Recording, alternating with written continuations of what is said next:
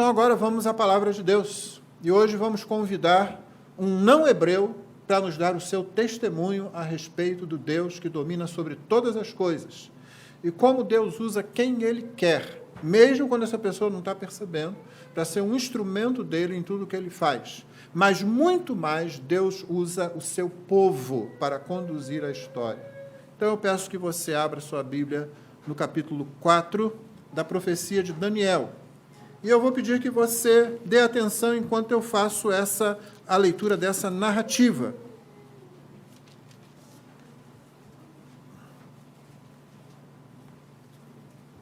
Já se assustou? Não, porque você olhou aí, já viu quantos versículos tem? O pastor vai ler tudo isso mesmo? E acredite, irmão, se você estivesse em outros lugares do planeta com alguma congregação cristã, e o pastor lá lesse apenas 3 versículos, ele dizia, mas ele vai ler só 3? A gente tem dificuldade de se reunir, a gente corre perigo para se reunir, e quando a gente está junto, vai ler só 10 versos, vai ler só 50. Os puritanos, às vezes, tinham reuniões nas quais uma oração durava 2 horas. Eu não estou dizendo isso para a gente fazer a mesma coisa, não, irmãos. Eu estou dizendo que eles estavam num período em que eles não sabiam quando era a próxima vez que eles poderiam se reunir. Debaixo de grande perseguição, pagando grande preço para se reunir. Então, embora a gente não vá passar a fazer isso aqui, embora se você quiser fazer, eu já disse, estamos sempre abertos. A igreja pode passar a noite toda aqui, fazer longas orações sem nenhum problema. Mas nesse horário de culto em que nós temos que remir o tempo, nós fazemos de outra forma, né? Então, o problema não é esse. O problema são as circunstâncias, por que nós fazemos o que fazemos. Então, embora não vamos fazer daquele jeito, quando você tiver a oportunidade de, junto com a sua congregação, ler todo um capítulo da Escritura, dê graças a Deus por isso, porque há muitos irmãos seus e muitas irmãs que não podem fazê-lo. E tem que se reunir, às vezes, sem ter Bíblia para todo mundo. Nós temos mais de 2, mais de 3 em casa, às vezes, fora os dispositivos todos. Então, que o Senhor nos abençoe para que nós reconheçamos a graça que Ele tem nos dado. Irmãos, isso pode mudar. Pode mudar. Então, hoje temos liberdade, mas você sabe que tentam nos tirar essa liberdade. Há aqueles que querem calar a igreja, acredite. Há 2 situações ou 2 entidades que sabem do perigo que é uma igreja firmada no Evangelho e que tentam calá-la. O Estado prepotente e as falsas religiões. Eles sabem que não dá para enganar alguém que realmente conhece o Evangelho. Eles sabem que não dá para aprisionar alguém que realmente conhece o Evangelho. Eles sabem que você pode jogar na cadeia, sabem que você pode bater na pessoa, sabem que você pode torturar a pessoa, e o verdadeiro crente vai continuar insistindo no bom testemunho de Cristo. Então, é um grande perigo para o Estado prepotente, é um grande perigo para a falsa religião, quando a igreja verdadeira alça sua voz. Seja grato a Deus pela liberdade que nós temos. E esteja preparado, porque situações podem mudar. Vamos à leitura, então, e vamos nos deixar falar o livro de Daniel, nessa narrativa. Capítulo 4 diz assim: O rei Nabucodonosor, as pessoas de todos os povos, nações e línguas que habitam em toda a terra, que a paz lhes seja multiplicada. Pareceu-me bem tornar conhecidos os sinais e maravilhas que Deus, o Altíssimo, tem feito para comigo. Como são grandes os seus sinais e como são poderosas as suas maravilhas. O seu reino é um reino eterno, o seu domínio se estende de geração em geração. Eu, Nabucodonosor, estava tranquilo em minha casa, feliz no meu palácio, tive um sonho que me espantou. Quando eu estava na minha cama, os pensamentos e as visões que passaram diante dos meus olhos me perturbaram. Por isso, expedi um decreto, ordenando que fossem trazidos à minha presença todos os sábios de Babilônia, para que me revelassem a interpretação do sonho.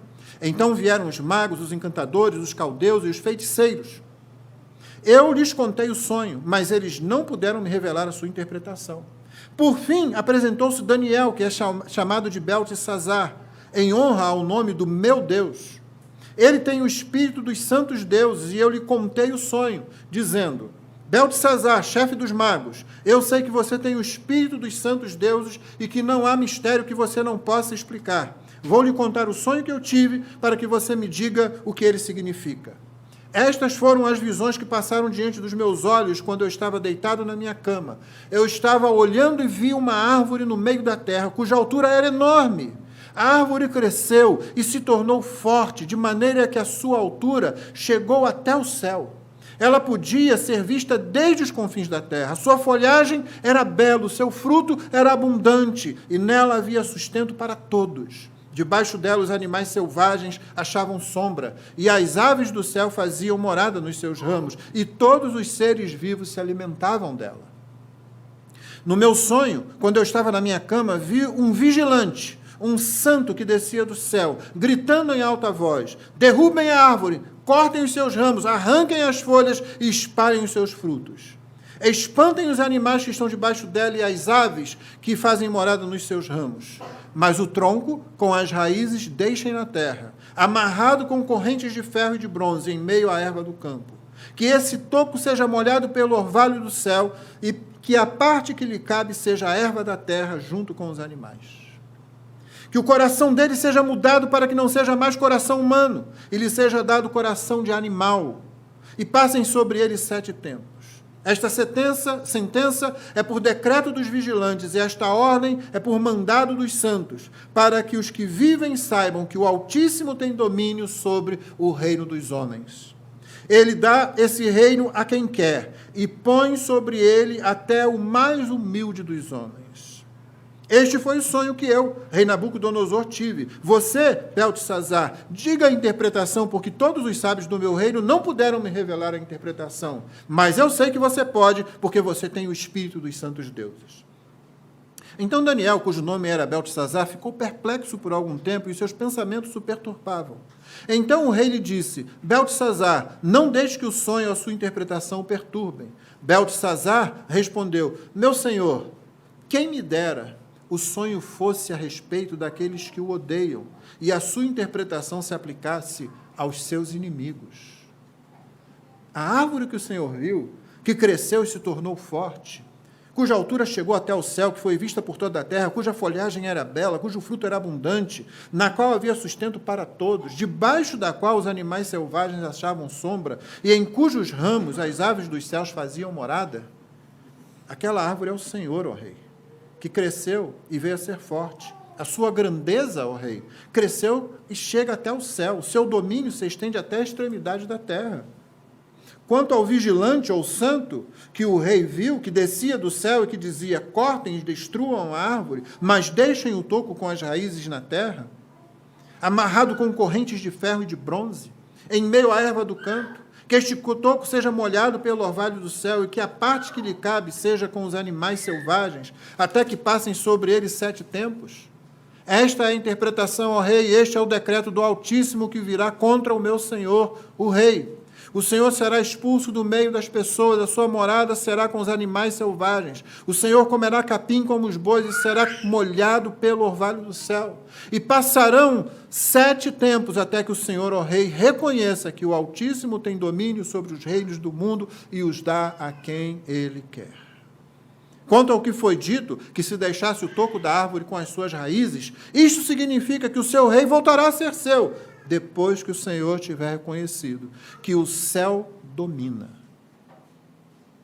Portanto, ó rei, aceite o meu conselho, abandone os seus pecados, praticando a justiça, e acabe com as suas iniquidades, usando de misericórdia para com os pobres, assim talvez a sua tranquilidade se prolongue.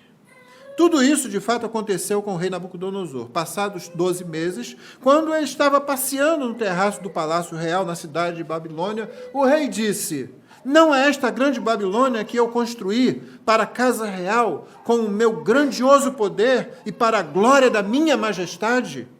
Enquanto o rei ainda falava, veio uma voz do céu e disse: a você, rei Nabucodonosor, se anuncia o seguinte: este reino lhe foi tirado, você será expulso do meio das pessoas, a sua morada será com os animais selvagens. Você comerá capim como os bois e passarão 7 tempos, até que você reconheça que o Altíssimo tem domínio sobre os reinos do mundo e os dá a quem Ele quer. No mesmo instante se cumpriu a palavra sobre Nabucodonosor. Ele foi expulso do meio das pessoas e começou a comer capim como os bois. O seu corpo foi molhado pelo orvalho do céu até que lhe crescessem os cabelos como as penas da águia e as suas unhas como as garras das aves. Mas ao fim daqueles dias, eu, Nabucodonosor, levantei os olhos ao céu e recuperei o entendimento. Então eu bendisse o Altíssimo e louvei e glorifiquei aquele que vive para sempre. O seu domínio é eterno, o seu reino se estende de geração em geração. Todos os moradores da terra são considerados como nada, e o Altíssimo faz o que quer com o exército do céu e com os moradores da terra. Não há quem possa deter a sua mão nem questionar o que ele faz. Nesse tempo recuperei o entendimento, e para a dignidade do meu reino recuperei também a minha majestade e o meu resplendor. Os meus conselheiros e os homens importantes vieram me procurar, fui restabelecido no meu reino e a minha grandeza se tornou ainda maior. Agora eu, Nabucodonosor, louvo, engrandeço e glorifico o Rei do céu, porque todas as suas obras são verdadeiras e os seus caminhos são justos. Ele tem poder para humilhar os orgulhosos. Essa é a palavra do Senhor. Vamos nos prender realmente a uns poucos versos no começo e mais para o final do capítulo.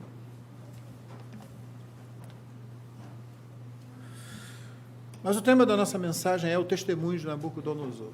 Você viu a situação em que Deus colocou esse homem, você se lembra quem ele era? A Babilônia é tão importante em relação ao povo de Deus que o livro de Apocalipse usa a imagem da Babilônia como tudo que simboliza grande ameaça à integridade do povo de Deus.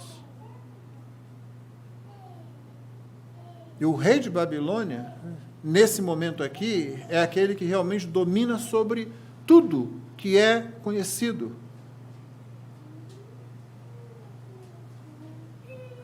Os outros impérios foram diminuindo enquanto Babilônia foi crescendo e dominando um após o outro. Mais tarde ela também cairia, porque todo império humano cai. Mas antes que isso acontecesse, e antes que isso acontecesse com o império em si, Deus resolve tratar com uma pessoa. E aqui temos algumas perguntas para a gente tentar responder. O que acontece quando o Senhor de toda a terra resolve tratar com alguém? O que acontece quando o Senhor de toda a terra resolve nos dar atenção? Você já pensou sobre isso? Imagine que você estivesse sonhando e de repente você tivesse uma visão de uma conversa entre Deus e o diabo. Isso sempre me deixa preocupado. E aí Deus começa com uma conversa assim com o diabo. Tem visto meu servo Maurício? Não há nenhum homem. Eu disse, Senhor, não, Senhor. Não, Senhor. Eu não sou Jó, não. Não dá para chegar nem perto. Quando Deus começa com uma conversa dessa, Deus está para tratar com alguém. Aqui ele envia um sonho, Nabucodonosor fica perturbado. E o rei faz o quê? O que ele pode, um decreto. E quando ele decreta, as pessoas obedecem. E as pessoas obedecem vindo. E quem ele manda vir? Ele diz aí, eu estabeleci um decreto e eu mandei que viessem os magos, os encantadores, os caldeus e os feiticeiros. É exatamente isso. Você notou que Daniel é o chefe dos magos? Daniel é o ministro da magia, se você quiser. É isso que ele é, exatamente. E ele não podia mudar isso. Daniel não chegou lá e disse assim, olha, vamos começar a mudar as coisas aqui agora que o rei me colocou à frente de vocês. Já ouviram falar em 10 mandamentos?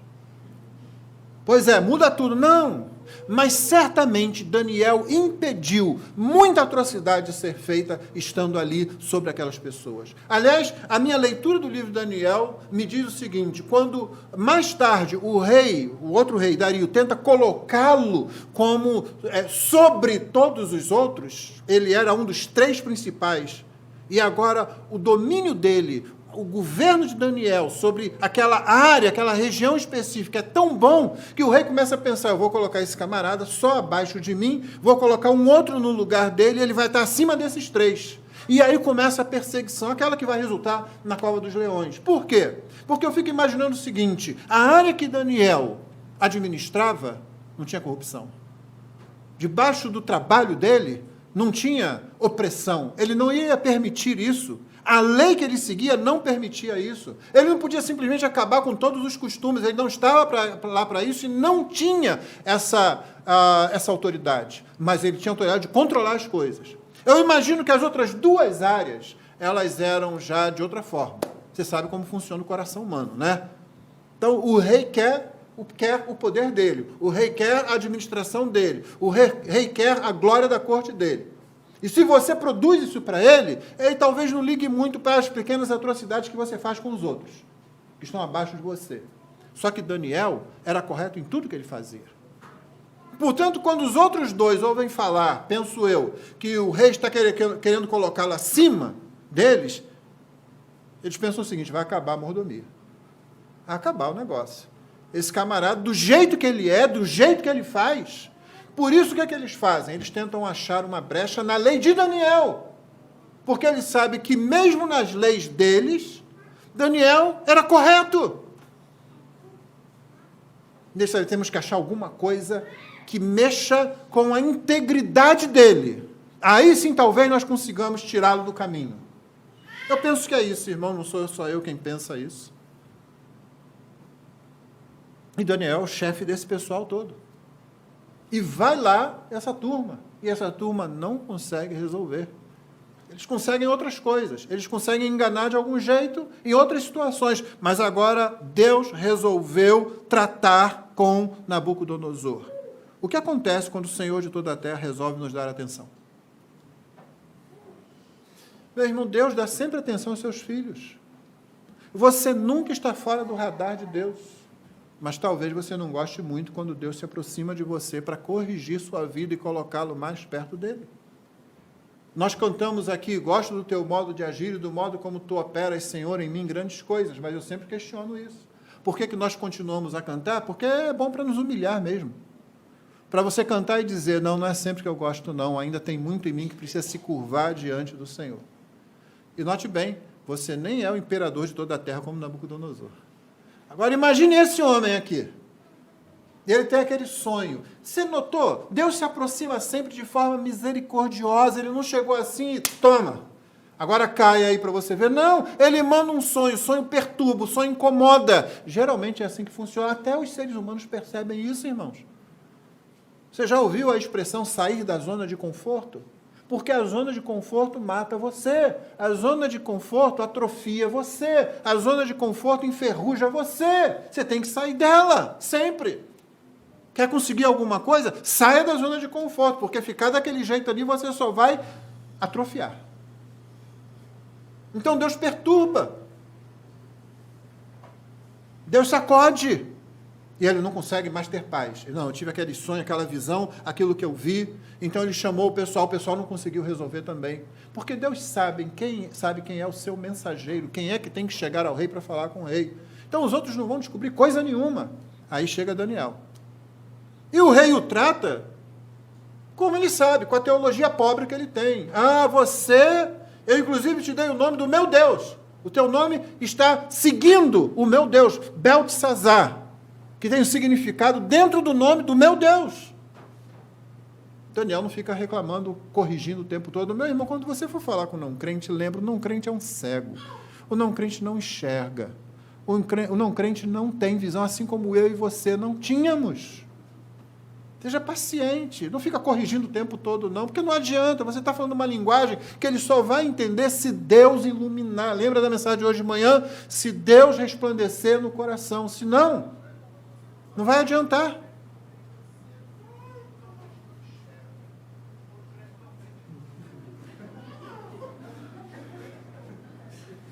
Posso falar nada não depois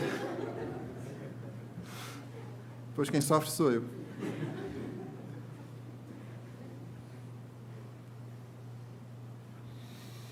Onde é que eu estava?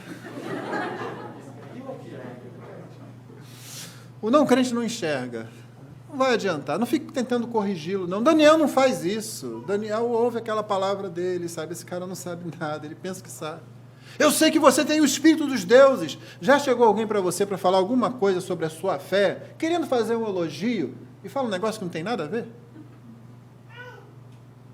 Já aconteceu isso comigo. A pessoa fala, não tem absolutamente nada a ver. Eu falo assim, não sabe nada do evangelho, não sabe nada de igreja, não sabe nada do ministério pastoral, mas pensa que sabe. Você não precisa ficar corrigindo, não. Ouve a pessoa. Depois ela vai chegar para você e vai falar como muitos de nós já falamos, né? Eu falei tanta bobagem naquela época, não foi? Você nunca falou isso, não? Você que não cria na eleição incondicional, não, é injustiça se Deus escolhe. Você não entendia nada, não sabia nada, não é? Não, e agora você, nossa, eu falei aquele negócio. Eu sempre lembro de Pedro, né? Pedro é assim, os discípulos se reuniam mais tarde, né? Pedro, lembra como você falou lá que para Jesus, não te faças nenhum mal, Senhor. Aí Pedro, esquece isso, gente, esse negócio. Não, vamos lembrar. Você lembra? Você falou, Senhor, né? Lembra? Você tinha falado para ele, tu és o Filho de Deus. Aí depois tu achou que podia ir mais, né? Para com isso, a gente esquece esse negócio. Nós falamos de bobagens. E às vezes depois de conhecer a fé, sejamos pacientes com aqueles que estão chegando, com aqueles que precisam da nossa compreensão, com o irmão que é mais fraco, tem uma compreensão mais fraca também. Então, Daniel é paciente com ele. Você tem o espírito dos deuses. Tá bom, tá. Vai lá. Qual é o sonho? Aí ele conta o sonho. A árvore, aquele negócio todo. A figura de um vigilante. Aliás, essa palavra vigilante aqui só aparece 3 vezes na Bíblia. E todas as 3 estão nesse capítulo. Você leu todas as 3. É interessante, porque justamente o hebraico traduz uma palavra que significa alguém que está acordado. Alguém que está atento. Né?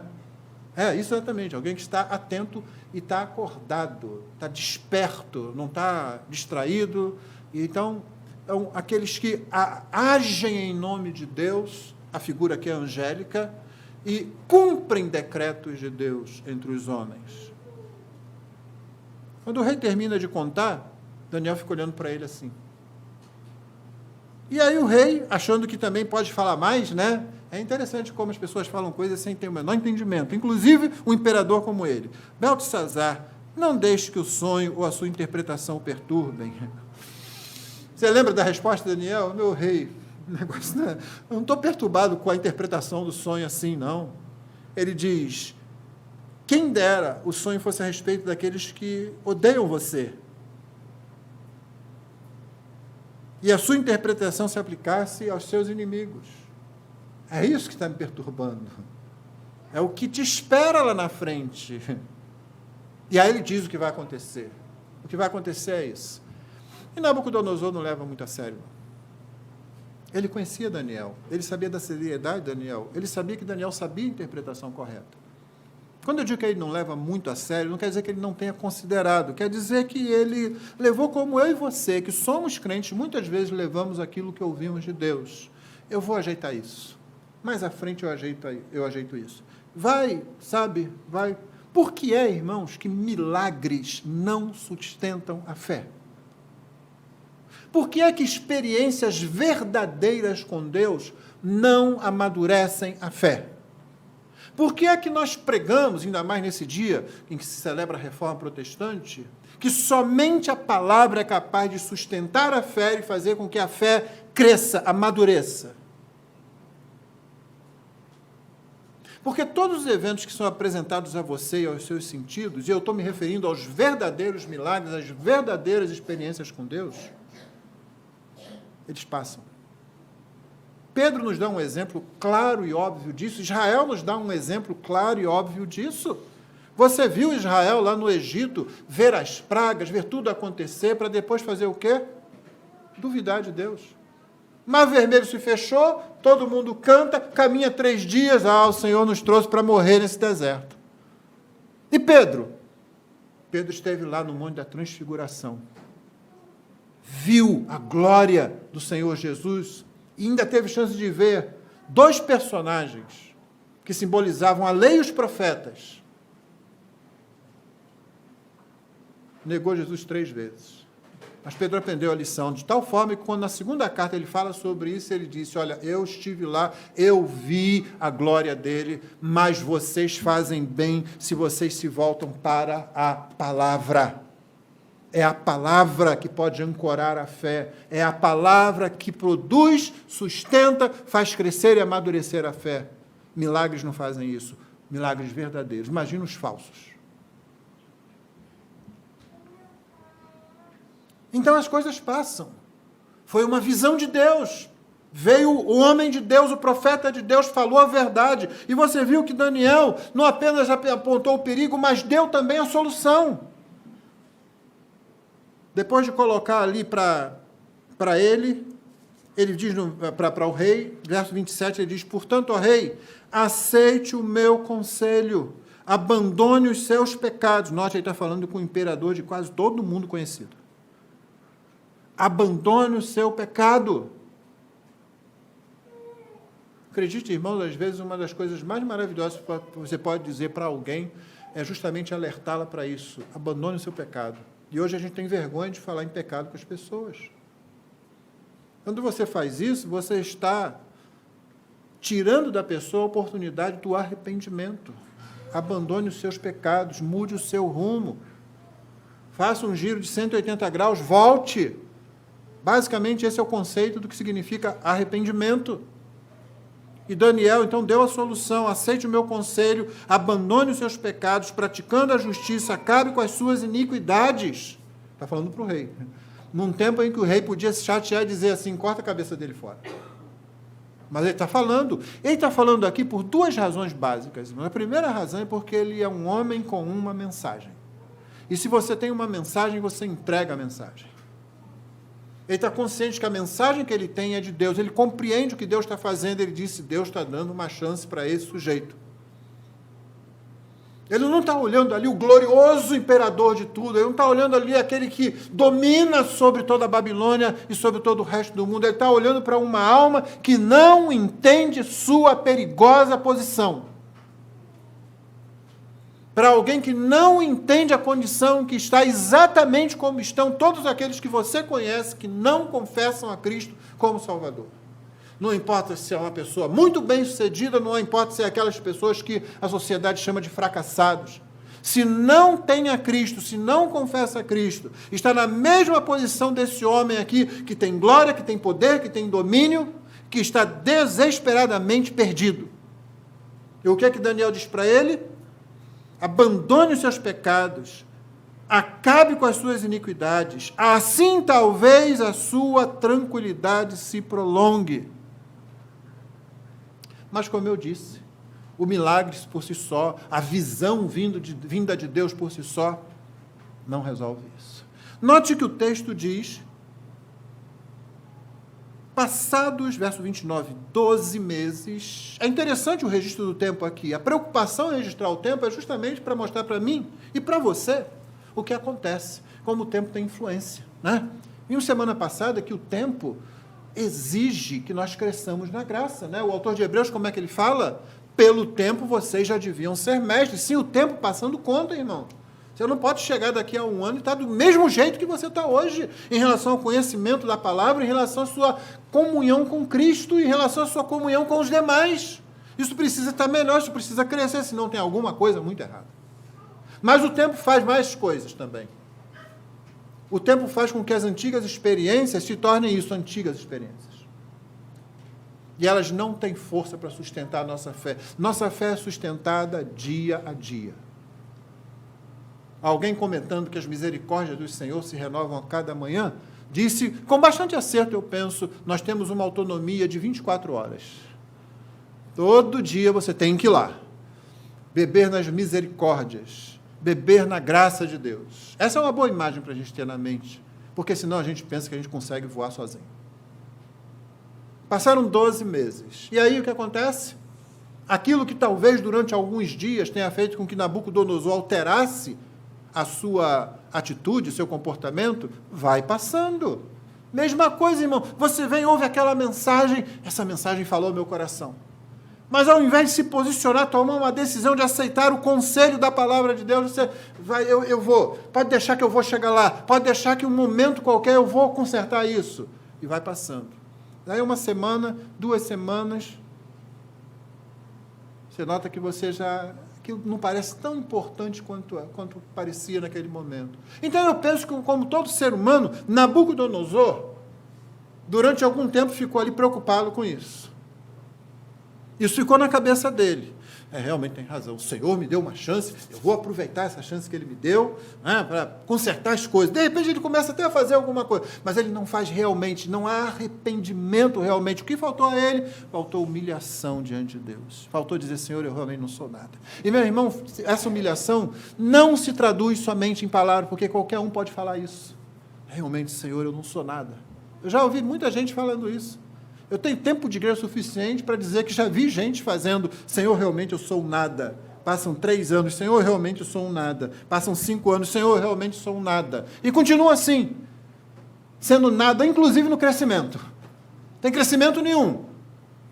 Não cresce na graça, no conhecimento de Cristo, continua lá achando que está sendo humilde. Não, está sendo orgulhoso, está sendo soberbo, não está se humilhando. E o Senhor está se aproximando, o Senhor está chegando perto para tratar. Passam-se 12 meses. Passam-se 12 meses e você fica distraído com as coisas. É o que acontece sempre, irmãos. Se a gente não leva a sério, se a gente não toma uma posição, se a gente não põe um marcador ali, às vezes é por isso que dentro da igreja, numa igreja de membresia sadia, com uma cultura de discipulado, nós começamos a estabelecer uma coisa que se chama prestação de contas. A gente não toma decisões particulares, simplesmente fica com ela, não, irmão, preciso que olhe por mim, eu preciso fazer isso assim, assim. Eu preciso que você, de vez em quando, cheque comigo se eu estou fazendo isso. Seria muito bom desenvolver isso no meio da igreja. A gente falar, você não precisa falar para todo mundo, você não precisa falar sempre somente para os líderes, mas, irmão, eu preciso ser checado, eu estou falhando nisso, eu estou pecando nisso, esse pecado está sendo difícil de lidar com ele, está sendo difícil de resolver.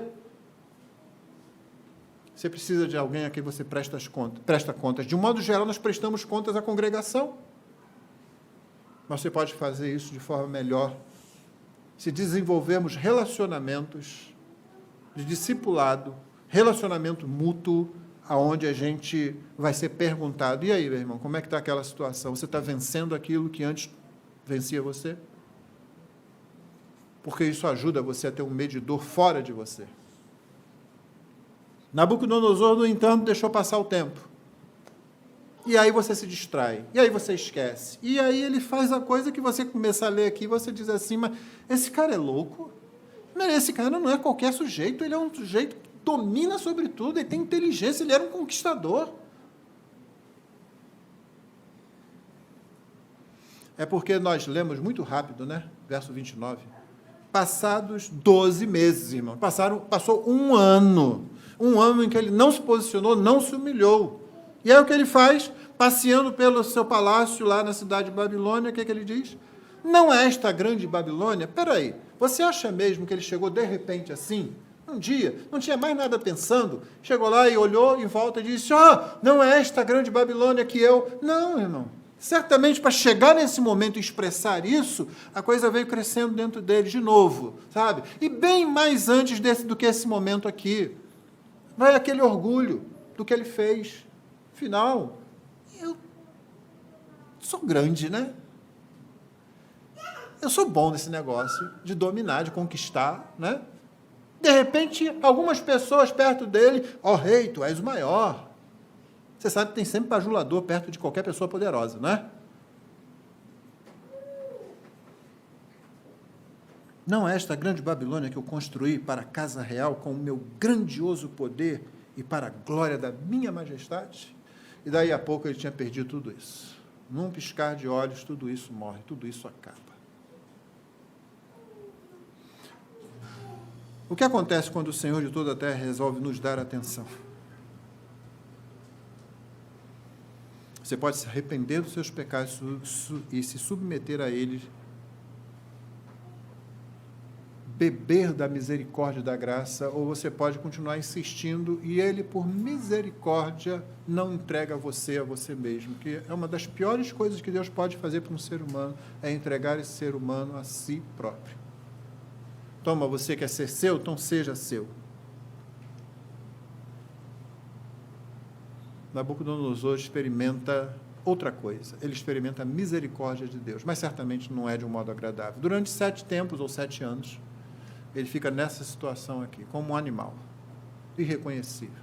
Cadê a majestade? Cadê a glória? Cadê o poder grandioso? Para onde foi tudo isso? Isso tinha sido dado a ele.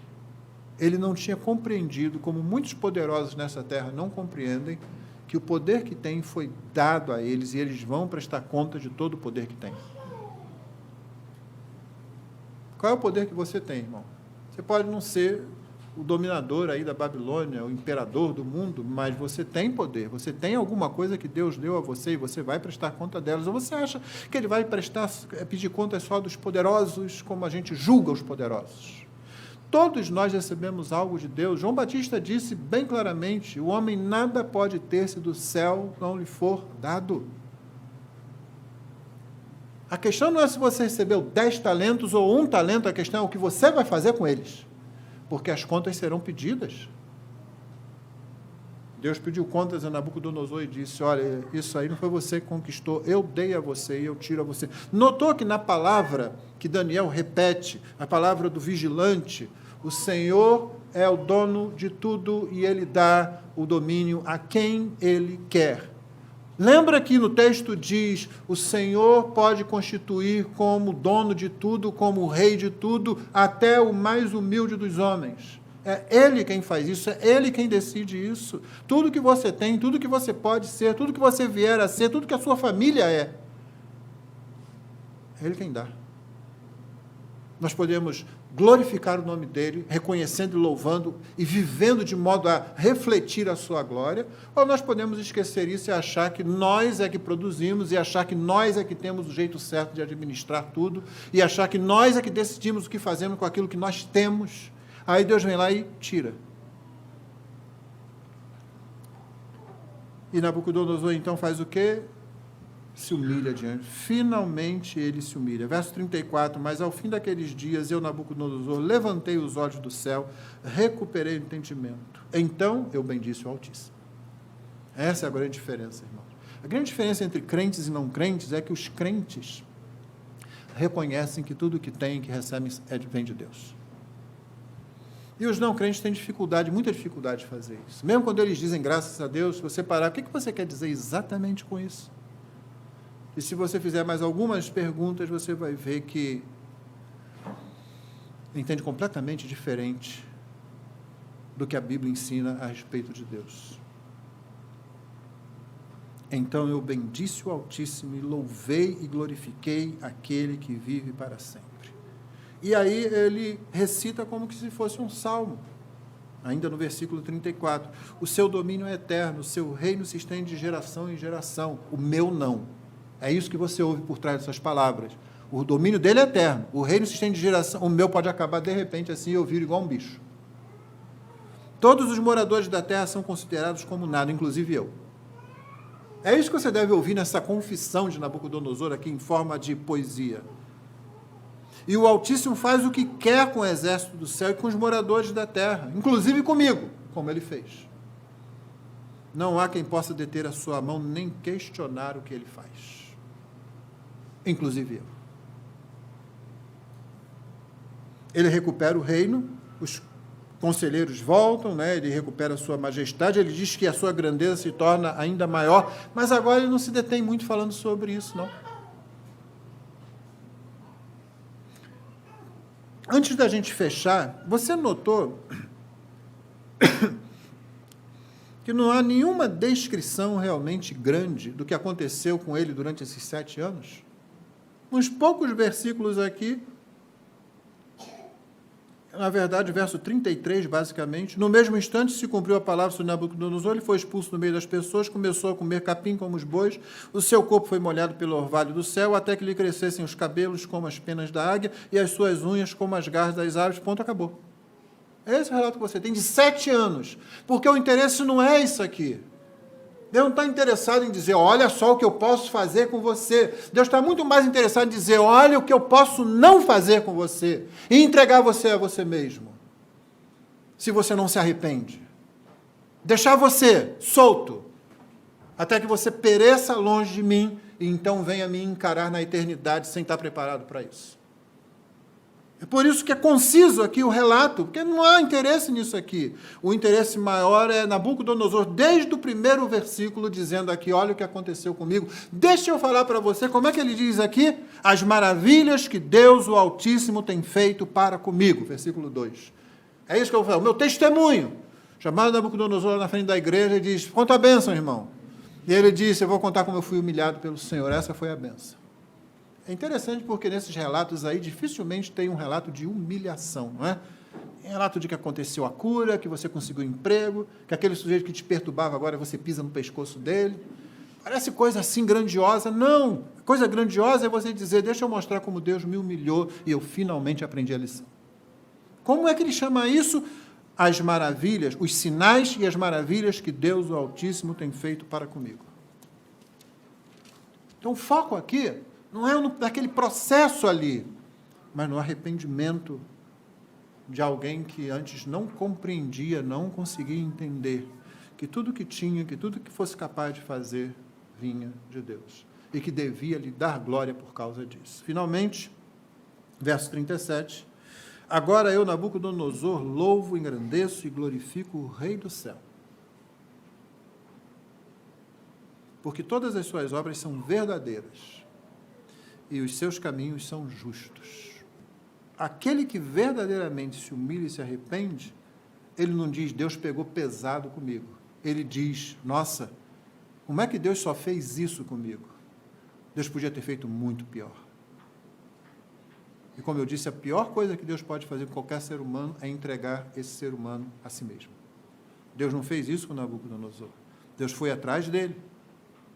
Os seus caminhos são justos, as suas obras são verdadeiras.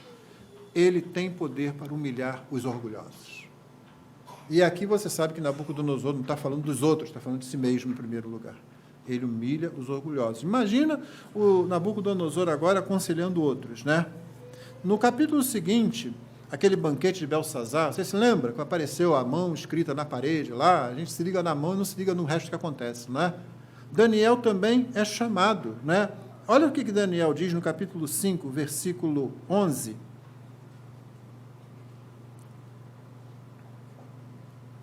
Aliás, perdão, não é aqui. Daniel foi levado à presença do rei.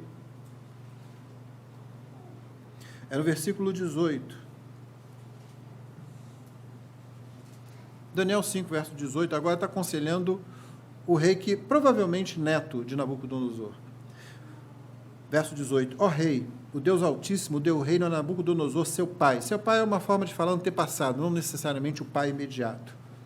Bem como grandeza, glória e majestade. Por causa da grandeza que lhe deu, pessoas de todos os povos, nações, línguas, tremiam e temiam diante dele. Matava quem queria e quem queria deixava com vida. Exaltava e humilhava outros. Mas quando o coração dele se elevou e o seu espírito se tornou orgulhoso e arrogante, foi derrubado do seu trono real e perdeu toda a sua glória. Foi expulso do meio dos filhos dos homens. O seu coração foi feito semelhante ao dos animais e passou a morar com os jumentos selvagens. Comia capim com os bois e o seu corpo foi molhado pelo orvalho do céu, até que reconheceu que Deus, o Altíssimo, tem domínio sobre os reinos do mundo e dá a quem ele quer. A condição agora de Belsazar, como eu disse, provavelmente neto, é outra muito pior. Olha o que o Daniel continua dizendo para ele. E o Senhor, rei Belsazar, que é filho de Nabucodonosor, que é descendente dele, não humilhou o seu coração, mesmo sabendo tudo isso. O testemunho de Nabucodonosor foi dado para sua família. Daniel diz, você sabia disso, você sabe o que aconteceu com ele. Mesmo assim, você não humilhou o seu coração. Pelo contrário, se levantou contra o Senhor do céu, mandando trazer os utensílios do templo dele, para que o Senhor, ó rei, as suas mulheres e concubinas, juntamente com os homens importantes do reino, bebessem vinho neles. Além disso, o Senhor deu louvores aos deuses de prata, de ouro, de bronze, de ferro, de madeira e de pedra, que não veem, não ouvem, não sabem nada. Mas o Senhor não deu glória a Deus, em cuja mão está a sua vida e todos os seus caminhos. É por isso que ele enviou aquela mão que escreveu na parede. E aí dá a sentença para ele. Você foi pesado, foi achado em falta e foi cortado. A gente deve atentar para os testemunhos que Deus dá, não é? O testemunho da própria palavra de Deus. Nabucodonosor teve um outro destino, o do arrependimento, da humilhação. Belsazar completamente diferente, experimentou a perdição. Naquela mesma noite ele perdeu o reino, perdeu a vida e foi se encontrar com seu Criador sem estar preparado para isso. O Senhor é Deus de misericórdia, evidentemente Deus de misericórdia, tanto que ele envia o seu testemunho. E você vai perguntar, mas Belsazar não teve nenhum sonho, não. Teve o testemunho do seu antepassado. Daniel disse, você sabia disso, por que você não atentou para isso? Deus é misericordioso, irmãos. Deus é sempre misericordioso. A gente barateia a misericórdia de Deus. Atentemos para a misericórdia de Deus. Deus sempre trata com você, como eu disse no começo. Deus está sempre cuidando de você. Talvez você não goste sempre do cuidado dele, como muitos filhos não gostam dos cuidados que recebem de seus pais, das correções, da disciplina. Mas nós temos aprendido melhor, não temos? Curvemos-nos diante do Senhor, é o Senhor de toda a terra, e nós somos seus agentes. Nabucodonosor se tornou um agente com um testemunho dado por Deus na vida dele, e ele passa isso adiante. O registro que ele fez lá chegou a Belsazar, só que Belsazar resolveu que não ia dar atenção àquilo. Quando a gente dá atenção ao que o Senhor fala, nossa vida é modificada para melhor. Quando a gente despreza o que Deus fala, a gente acaba sofrendo as consequências do nosso próprio desatino, da nossa própria loucura e não atentar para o Deus dos céus e da terra. Meus irmãos, que nosso testemunho seja outro. Aquele testemunho que a gente passa adiante dizendo, olha, aprende o que o Senhor diz na palavra dele. Aprende o que o Senhor ensina no Evangelho. Porque a cruz de Cristo é a maior expressão da misericórdia de Deus. A cruz de Cristo é a maior expressão do amor de Deus. A cruz de Cristo é a maior expressão da paciência de Deus com o mundo que lhe deu as costas. Mas ele continua enviando pregadores e continua enviando o seu povo a pregar e a transmitir a mensagem. Arrependam-se e creiam. Todo que se arrepende e crê tem a vida. Quem não se arrepende permanece na morte. Como hoje falamos pela manhã, você é vida no meio de um mundo que está morto. Você também estava morto. Ele deu vida para que você seja a luz no meio das trevas, para que você seja a vida no meio da morte, para que você seja o testemunho de Deus no meio daqueles que ainda não atentaram para o seu testemunho. Não percamos a oportunidade disso, não sabemos quando essa oportunidade se encerra, seja porque Deus nos chame à sua presença, seja porque ela se torna extremamente difícil, como hoje acontece em muitos países. Aproveitemos o tempo que nós temos para dar bom testemunho, como agentes de Deus que somos no meio dessa terra, e a única coisa que você tem que fazer, como você aprendeu hoje pela manhã, é dar o testemunho, é proclamar. Você não vai mudar o coração de ninguém, quem faz isso é o Espírito Santo, mas você proclama com fidelidade a palavra de Deus. Que o Senhor nos abençoe com isso e que nós cresçamos na sua graça e no conhecimento do Senhor Jesus. Amém. Amém. Vamos ficar de pé e vamos cantar. Eu vou orar, nós vamos cantar. E depois disso será encerrada a transmissão para que nós possamos participar da ceia do Senhor. A você que está nos acompanhando, Deus abençoe você. Se você não tem Cristo, não confessa Cristo como seu Salvador, atente para o conselho da palavra de Deus, para o chamado da palavra de Deus. Não deixe passar 7 tempos ou o tempo que for, porque você não sabe o tempo que você tem. Talvez hoje seja a última oportunidade de você se render a Cristo. Se você é crente, atente para tudo o que você tem ouvido, arrependa-se dos seus pecados e cresça na graça e no conhecimento do Senhor Jesus. Que você daqui a 1 ano não seja de forma alguma como Nabucodonosor, como alguém que está se esquecendo das coisas, mas como alguém que pode olhar para trás e dizer, o Senhor me deu crescimento, eu atentei para a sua palavra, eu cresci na graça e no conhecimento de Jesus. E que Deus dê a você uma boa semana também. Então nós vamos orar e logo depois encerraremos a transmissão e prosseguiremos com o culto, com a transmissão, com a celebração da ceia do Senhor. Pai querido, muito obrigado, porque o Senhor toma conta de nós. Muito obrigado, porque o Senhor fala a cada um de nós.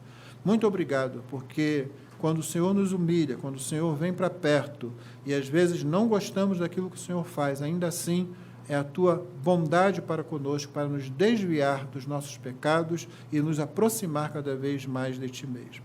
para que sejamos gratos e que cresçamos e que glorifiquemos o Teu nome em tudo que acontece na nossa vida, em tudo que fazemos, em tudo que falamos. Pedimos a Tua bênção sobre todos aqueles que estão nos acompanhando na transmissão.